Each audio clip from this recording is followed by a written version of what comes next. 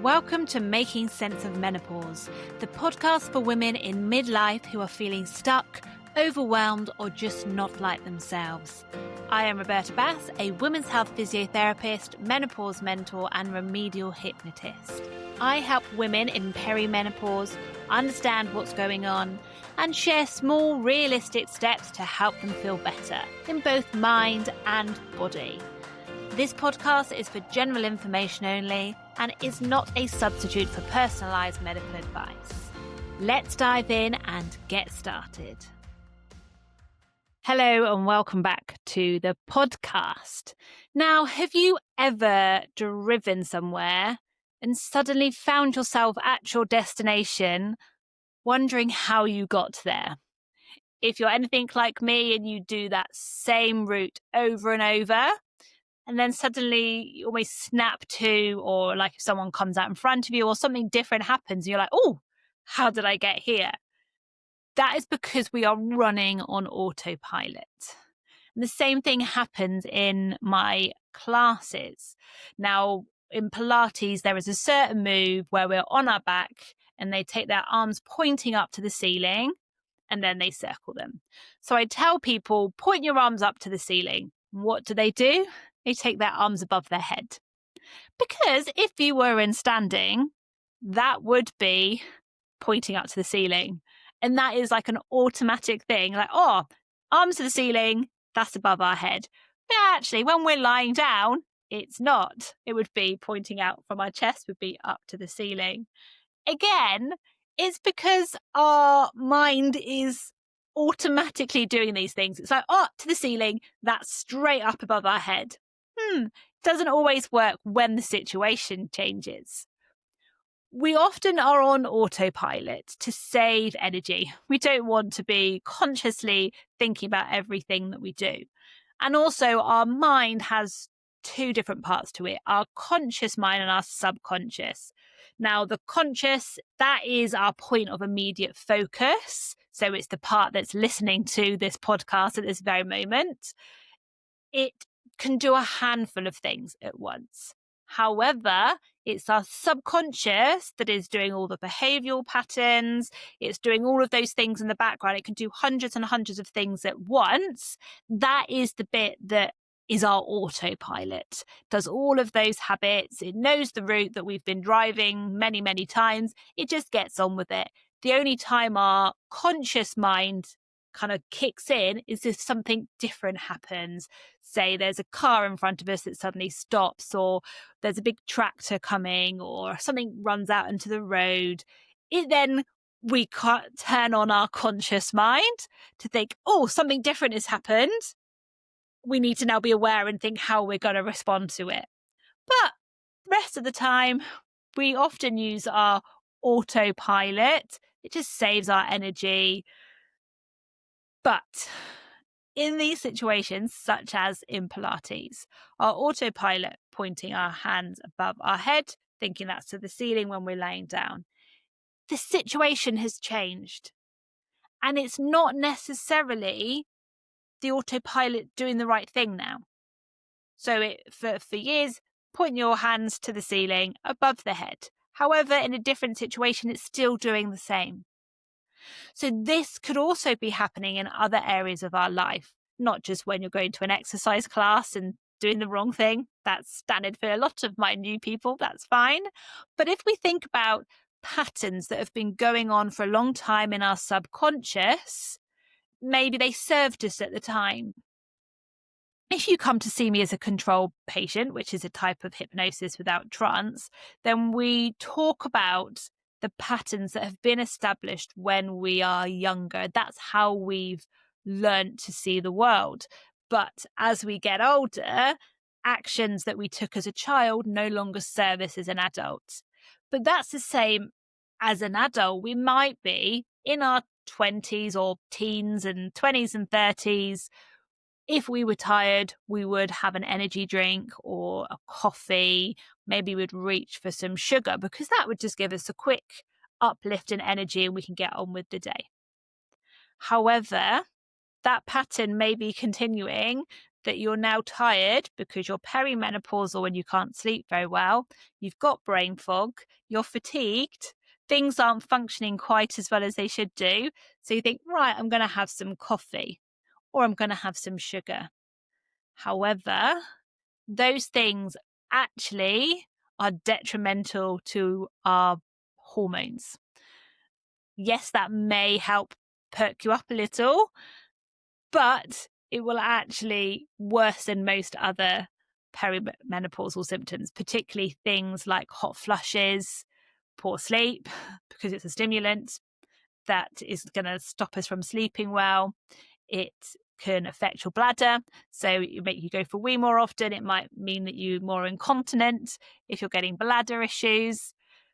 So even though we've been on autopilot, we come in, we're tired, we go grab something or have a coffee, that may have served us, but actually now the situation has changed.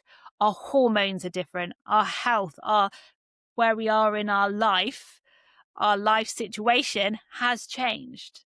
Yet if we are continuing on that same autopilot, we are actually being detrimental to our health. We are not helping ourselves by continuing them. What we need to think instead is, let's step off of that autopilot. Let's get our conscious mind involved and think, what is the most logical step forward? What situation are we in? So if we're in a Pilates class, instead of thinking, oh, I automatically put my hands above my head when we're laying down, think, actually, what position am I in? Where do my arms then need to go in order to point to the ceiling? Where is the ceiling? What we're going to do with the arms? Just takes a minute to think about it. And then you're like, okay, brain switched on. We know what we're doing. We're in the right position. The same thing is with our health. So we might think all these habits that we've been doing for a long time, maybe it's more of a mental health thing. So maybe it's anxiety. We've always been anxious about certain situations, but you've managed to cope with it over the years. But now our hormones are affected by that anxiety and our stress hormone levels, and our adrenal glands. So they're little glands that sit above the kidney. They actually produce a certain amount of our sex hormones, so our estrogen, progesterone, and testosterone. But they also produce our stress hormones. So if we're producing more of our stress hormones, we're going to produce less of our sex hormones, which will help with our well-being. So it means our perimenopausal symptoms are going to be worse because we're going to be producing less from our adrenal glands. So anything that's going to increase our stress levels is going to make our general well-being worse. So in the olden days, you may have been able to work, say, 12 hours a day and do really stressful projects and not take any breaks at work. And we just went on autopilot while we're working, just crack on. And you may have coped with that. You may have had a few hours sleep, and you'll find the next day we can keep going. But now our hormones and our body is different, that we can't necessarily do that anymore. So think, what patterns, what things are you doing in your life that you've done for a long time, that used to serve you, that used to improve your well-being at the time, whether that was short-lived or whether it was just like pushing through. Maybe it was that you just ate loads and then did loads of exercise and do hours and hours of it, and you really tried to burn it off. Whereas now, that's not necessarily going to help. So actually, when you think more about what we're doing with our diet, maybe we need to adjust it so that it's healthier, because that's going to support our health. Also, our weight may be higher because we're not sleeping, and our hormones will be kind of holding on to all our fat cells because they produced a certain amount of estrogen. So if our hormones are low, it will hold on to, the body will hold on to anything that is going to produce any sort of estrogen. So it's going to be more difficult to lose the weight. So whereas we used to eat what we want and then just exercise loads and our weight would remain steady and it wouldn't have any ill effect, now we need to think about, actually, we need to eat a healthy diet that's going to support our hormone production. Yes, we want to do exercise. We've got to be careful about potentially injuring ourselves now. So we don't want to overtrain. We want to have lots of different kinds of cross training. So it's not all maybe running, make sure that we are strengthening and we're working our balance as well. And then hopefully we'll be able to maintain our weight, but also improve our well-being. So there's all sorts of areas in your life that you may be on autopilot. This is how it's always been. This is how you've managed in the past. However, I want you to take a look at, is your situation the same? Are you at the same stage of your life? Are you at the same stage of your perimenopausal or hormonal journey? Are you postmenopause? Do we need to think about our bone health and our tendon health when we are exercising? Make sure you're doing the right thing. There will be something, I'm sure, that you have been doing for a long time that you got away with in the past or that served you in the past. But could you make changes to make it better? That's something to think about this week.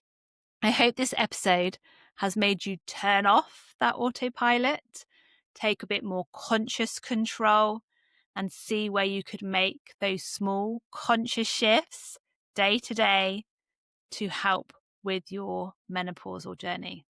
Until next time, take care. Bye-bye.